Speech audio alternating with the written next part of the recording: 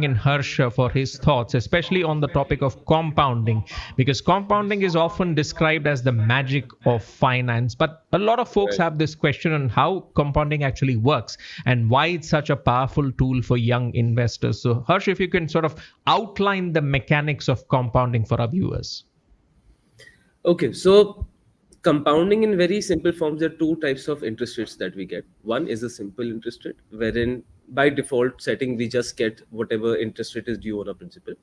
And compounding is when we get the interest rate, but that interest rate gets added to the principal. So we earn interest on interest. To give you an example, if we invest 1 lakh rupees at the interest rate of 8%, right? For after 5 years, in simple interest rate, I get 1 lakh 40,000, and in compounding, I get 1 lakh 46,000.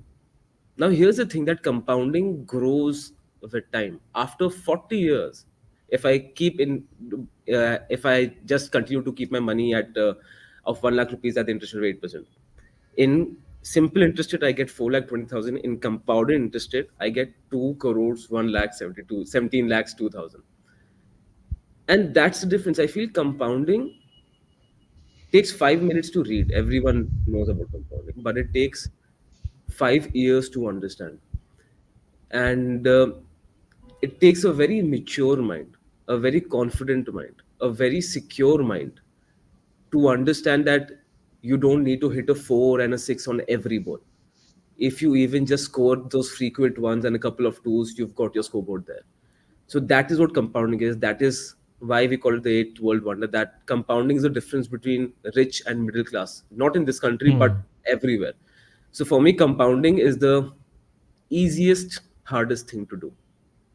That is what. Absolutely. And of course, to realize the power of compounding, you need to give it time, because this Yeah, is a test match, so to say, that you're playing when it comes to your investments, yeah, and not exactly a T20. But even a test match has some exciting phases. So, Amit, let me bring you in for that to segue from some of the points that Deepak had mentioned earlier, because emerging markets and sectors like technology or renewable energy, they offer exciting opportunities. So, in your view, how can investors tap into these areas through mutual funds while, of course, managing the associated risk? Because as we are using the test match analogy, the idea is in certain phases you play on the front foot and in certain phases you play on the back foot. So, your thoughts? So I think Gautam, if we try to compare the different time zones that we live in, if New York is 10 years behind you, that does not make New York slow. And if Australia is 7 hours ahead than you, then it doesn't make Australia fast. So when we talk of sectors, it's more to do with that I want to earn a return better than Gautam. That has been the Hmm. mindset of many people to go into a sectoral fund. That it's not relative to the benchmark, but it's relative to my colleague, my peer, or anybody who has been on the drinks table who was talking about a higher return.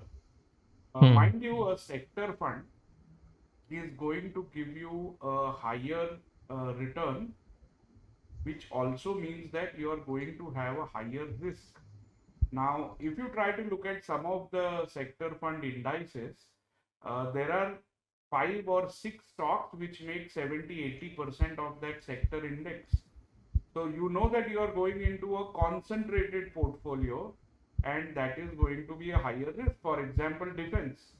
5-6 stocks contribute 70-80% of the index. Now, are you Hmm. okay to take that kind of a risk by investing in that particular sector? And do you really understand what kind of nuances are played into that sector? So just don't go by the headlines, just don't go by the past returns when it brings the front page of a lot of funds which have delivered 60, 70, 80% in the past 1 year.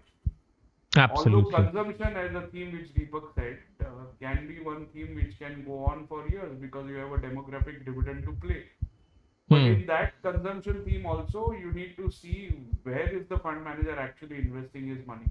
Is it white Hmm. goods? Is it something else? Is it auto? Is it because if you see autos, and very interesting observation that two-wheelers, Gautam, in the last 10 years have not grown at all in terms of number of units. The number of And units even the sold broader area. inventories, right? There's so much Yes. inventory left for Of the course, auto sector. FADA and CM had released a data point which we have seen in the last week, that the manufacturers have shown a higher number of production units, but all that has not translated into sales, but is sitting as inventory at the dealers. So when you are Absolutely. These investing are in such kind, nuances, but the question I have for you, Amit, is yeah, that's it's a fair point. It's a fair point when we look at, say, the sectoral side of things, where you need more information, and sometimes it can be seen as a fad. But what about, say, other markets? If the idea of diversification is also that you want a significant India exposure, but you also want exposure to other emerging markets to hedge your bets, what I would you think say to the there young viewers there? yeah, there the interesting observation is that invest in companies who have a global market share. For example, if you try to look at a product company like Apple, it has a global market share. There will be many companies across the world which will have a global market share. For example, Samsung in Korea. For example, Meta. For example, Google. So all of these companies are going to be companies who have clients across geographies and who have substantial market share across countries. So try to invest when you're diversifying outside your country. Try to find out companies or funds who are going to invest in companies which are going to have clients across geographies and have commanding market shares for not only in technology, be it energy, be it precious metals, be it anything. So when you invest across your country, A, you are doing diversification for your own currency. B, you are going for GDP growth, which is different than your country. C, you are going to invest in global companies who are commanding market share in different geographies. So when you are investing across India, you know exactly these companies are serving the Indian subcontinent. But when you are investing globally, mind you, you have a currency risk at play. Going for companies which are stable, large, and which have a market share across geographies, that can help you diversify your geographical risk. The biggest risk which you can diversify if you are investing outside your home country is a political risk as well. So look at investments which has political risk as well. So people invest like a semiconductor. You had a problem like auto manufacturer components. When the war started between Russia and Ukraine, you had the problem of chips. So all that Poland, Ukraine, they are major suppliers to auto industry.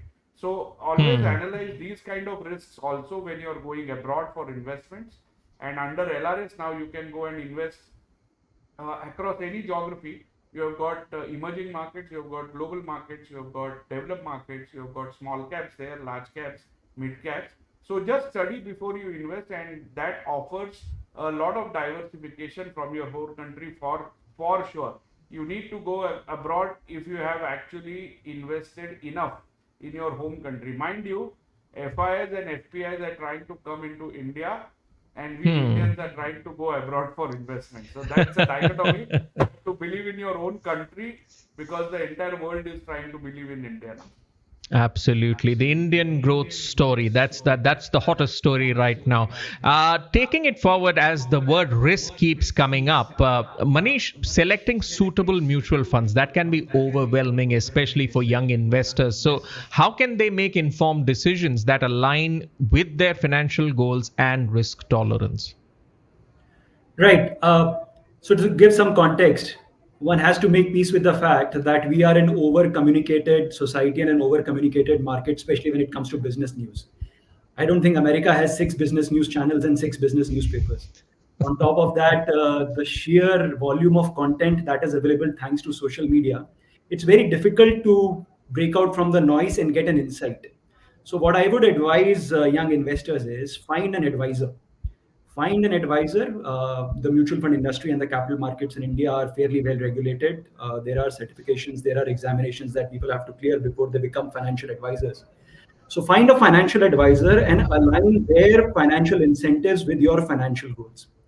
So get a financial advisor when you're getting started. And even if you've started, it's always a good idea to get a financial advisor. I mean, Roger Federer, after winning multiple Wimbledons, got Stephen Edberg to tell him how to get his game better right. So it's always a good idea to get an advisor, uh, align their financial incentives with your financial goals. a financial advisor, a well-trained, well-certified financial advisor will always help you break the clutter. They will help you figure out the benefits and the power of compounding, because they'll be able to set you a right asset allocation model. A lot of times people miss out on the benefit of compounding is because their asset allocation is not right. They don't have money in fixed income. They don't have an emergency fund. So mutual funds, because they are wonderfully designed, they can be exited anytime. People exit their equity mutual funds and sort of miss out on the long-term benefits of compounding.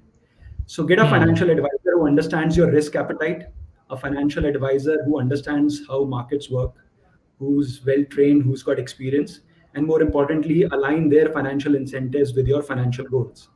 And that's the first thing I would suggest in terms of managing the risks in your portfolio. An investor education and awareness initiative of Aditya Birla Sun Life Mutual Fund. Mutual fund investments are subject to market risks. Read all scheme-related documents carefully. Mutual fund निवेश बाजार के जोखिमों के अधीन है। Scheme संबंधी सभी दस्तावेजों को ध्यान से पढ़ें।